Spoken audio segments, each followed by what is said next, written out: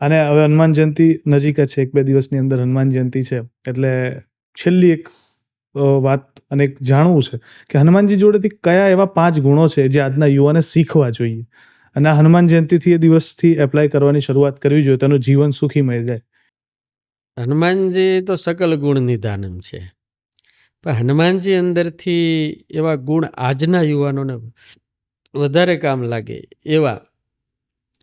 પહેલો ગુણ કે નિર્માનીપણાનો, ઈગોલેસ રહેવું.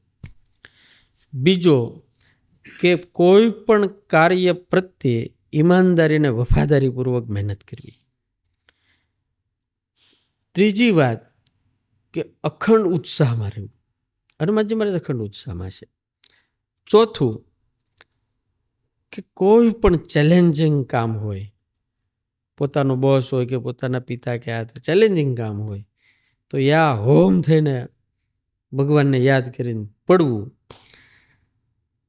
અને બીજું કે કોઈ પણ કાર્યની શરૂઆત કરો ત્યારે વિવેકપૂર્ણ કરવી, દાદા જેમ કરે છે. આ 5 ગુણો આજના યુવાનો જો સંયમ સહિત રાખશે તો લગભગ એના જીવનમાં 100% સફળ થાય.